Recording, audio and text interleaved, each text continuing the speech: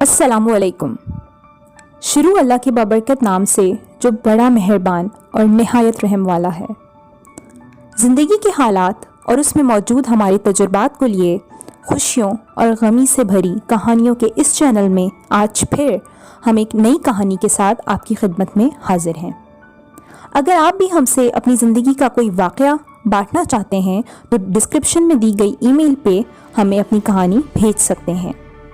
आइए तो बगैर वक्त ज़ाया किए चलते हैं आज की कहानी की तरफ। लेकिन उससे पहले आपने अगर हमारा चैनल कुछ अनकही बातें अभी तक सब्सक्राइब नहीं किया तो बराए करम इसे सब्सक्राइब कर लें और बराबर में दिए गए घंटी के निशान को दबाएं ताकि हर नई कहानी की नोटिफिकेशन आप तक पहुंचे आसानी से। अस्सलामुअलैकुम। आज काफ़ी अरसे बाद मेरी मुलाकात अरीज से हुई तो मैंने फ़ौरन पूछा, कैसी हो? आजकल कहाँ मसरूफ़ होती हो? माशाल्लाह पहले से ज़्यादा खूबसूरत हो गई हो।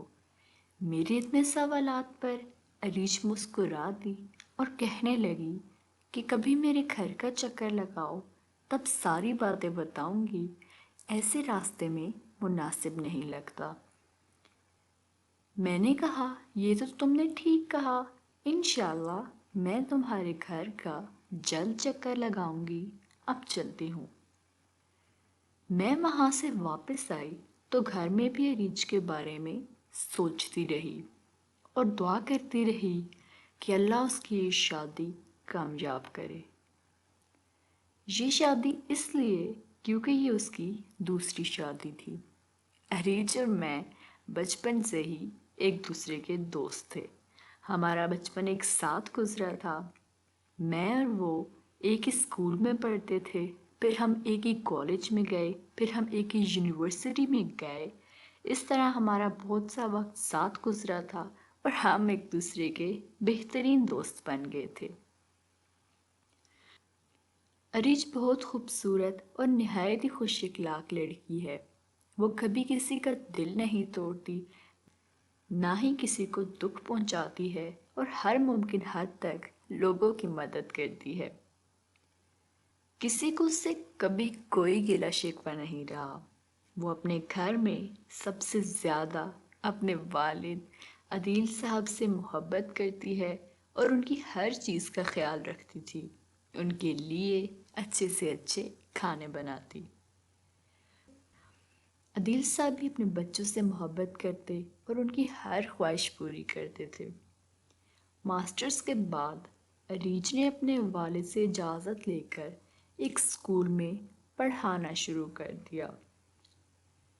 इसी दौरान अरीज के लिए उसके ख़ानदान से एक लड़के का रिश्ता आया। लड़के का नाम रुहेल था। लड़का उनके अपने ख़ानदान का था, देखा भाला भी था, पढ़ा लिखा भी था और एक गवर्नमेंट के इदारे में ऊंचे ओहदे पर जॉब करता था। अरीज के वालिद ने इस रिश्ते के लिए हाँ कह दी क्योंकि उन्हें ये मुनासिब लगा और अपने ख़ानदान में अपनी बेटी को ब्याने पर वो खुश भी थे। लेकिन उनको ये कहाँ मालूम था कि बाज़ दफ़ा अपने जो दुख देते हैं वो पराए भी नहीं दे सकते।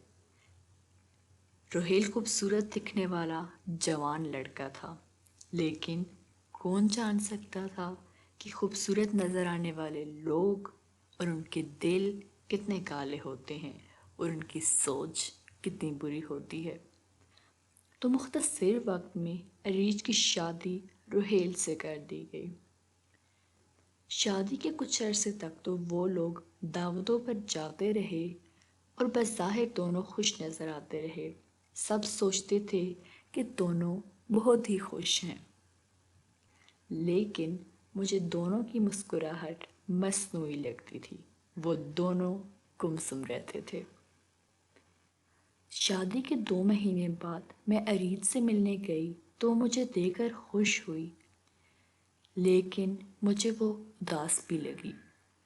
मैंने उससे वजह पूछी कि हम बचपन के दोस्त हैं, हर दुख सुख में हम एक दूसरे के साथ रहे हैं, एक दूसरे को हर बात बताते हैं। अब मुझे अपनी परेशानी तुम क्यों नहीं बता रही? میرے اصرار کرنے پر عریج نے مجھے بتایا کہ میری اور رحیل کی طلاق ہو گئی ہے۔ یہ سن کر میں تو صدمے میں چلی گئی اور کہا کہ ابھی تو تمہاری شادی کو 2 مہینے ہوئے ہیں، یہ کیا کہہ رہی ہو؟ لیکن اس نے کہا کہ ہم اب الگ ہو گئے ہیں۔ میں حیران تھی کہ عریج، جس نے کبھی کسی کے بارے میں غلط نہیں سوچا، کبھی کسی کو کوئی تکلیف نہیں دی، جس کو میں نے اپنے ہاتھوں سے دلہن بنایا تھا، آخر ایسا کیا ہوا کہ اس کو طلاق ہو گئی؟ میرے پوچھنے پر عریج نے کہا کہ آخر وہ رشتہ کب تک چلتا جس میں پہلے ہی دن دل ٹوٹ کر کرچی کرچی ہو جائے، جہاں نہ محبت ہو اور نہ ہی سکون۔ رحیل نے شادی کے پہلے دن ہی مجھے بتایا کہ ہماری شادی ہمارے خاندان اور ہمارے والدین کی مرضی سے ہوئی ہے، اس میں میری کوئی رضامندی شامل نہیں، کیونکہ میں کسی اور سے محبت کرتا ہوں۔ لبنہ میری کلاس فیلو ہے اور میں اس سے بہت محبت کرتا ہوں۔ ہم دونوں ایک دوسرے سے شادی کرنا چاہتے ہیں اور ایک دوسرے کے بغیر نہیں رہ سکتے۔ یہ شادی میرے والدین نے زبردستی تم سے کرائی ہے۔ میں نے اپنے گھر والوں کو کچھ نہیں بولا کہ میں نہیں چاہتا کہ وہ اپنے فیصلے پر شرمندہ ہوں یا پچھتائیں، اس لیے میں خاموش رہی۔ میں نے بہت کوشش کی کہ میں رحیل کو سمجھا سکوں کہ اب اس کی تقدیر میں لکھتی گئی ہوں۔ میں نے اپنے خلوص سے اس کے دل میں ہر ممکن کوشش کی کہ جگہ بناؤں، اس کے دل سے لبنہ کا خیال نکال سکوں، لیکن میری کوئی کوشش کامیاب نہ ہوئی اور اس پر کوئی اثر نہ ہوا۔ میں بظاہر مسکراتی رہی اور دل میں سب کچھ سہتی رہی، لیکن پھر بھی میری برداشت کی حد ختم ہو گئی، اور ایک دن میں نے رحیل سے کہا کہ اگر آپ کو مجھ سے محبت نہیں ہے تو آپ نے یہ شادی کیوں کی اور مجھے کیوں برباد کیا؟ اب تک آپ اس رشتے میں کیوں بندھے ہیں اور اپنے اور میرے گھر والوں کو سب کچھ سچ سچ کیوں نہیں بتا دیتے؟ تو اس نے کہا کہ تم خود جا کر اپنے اور میرے گھر والوں کو سب کچھ بتا دو۔ پھر کچھ دن کے لیے رحیل مجھے اپنے ابو کے گھر چھوڑ گیا اور پھر کبھی واپس نہ آیا۔ سچ سن کر میرے والدین کو گہرا صدمہ ہوا اور وہ بہت دکھی ہوئے۔ میرے ابو نے کہا کہ اب عریج واپس نہیں جائے گی۔ میرے ابو نے رحیل اور اس کے گھر والوں کو بلایا۔ اس دن سب آئے مگر وہ نہ آیا۔ وہ لوگ چلے گئے اور کچھ دن بعد میری طلاق کے کاغذات آ گئے اور اس طرح سب کچھ ختم ہو گیا۔ مجھے اللہ پاک سے کوئی گلہ نہیں ہے، کیونکہ یہ ایک آزمائش تھی اور امتحان تھا۔ مجھے کسی سے کوئی گلہ شکوہ نہیں۔ جب کبھی میں ماضی کو سوچ کر پریشان یا اداس ہوتی ہوں تو میرے والدین ہمیشہ میری ہمت بنتے ہیں اور مجھے صبر کرنے کی تلقین دیتے ہیں۔ عریج کے والد کے اصرار پر عریج نے ایک میڈیکل ڈپلومہ لیا اور ایک ہاسپٹل میں جاب کرنے لگی۔ زندگی اسی طرح گزرتی گئی کہ ایک بار پھر سے عریج کے لیے ایک نیا رشتہ آیا۔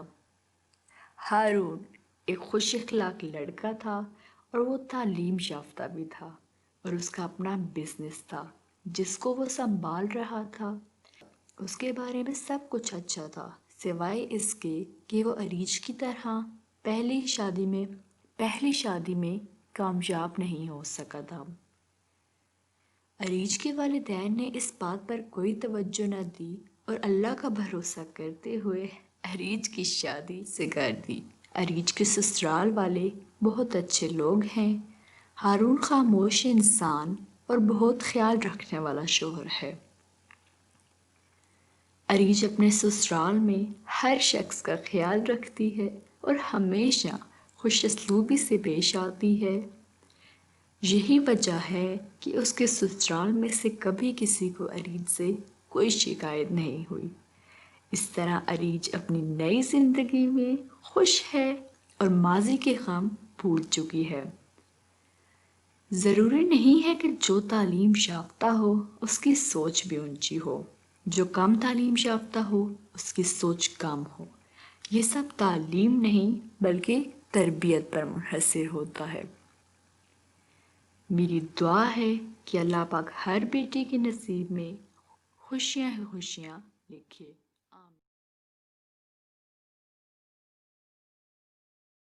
ٹیم کچھ انکہی باتیں اس بات کو بخوبی جانتی اور سمجھتی ہے کہ کسی شخص کی شناخت دنیاوی زندگی میں ایک حیثیت اور مقام رکھتی ہے، اور کافی باتیں ایسی ہوتی ہیں جن کا پتہ ہمارے قریبی دوستوں اور عزیزوں تک کو نہیں ہوتا۔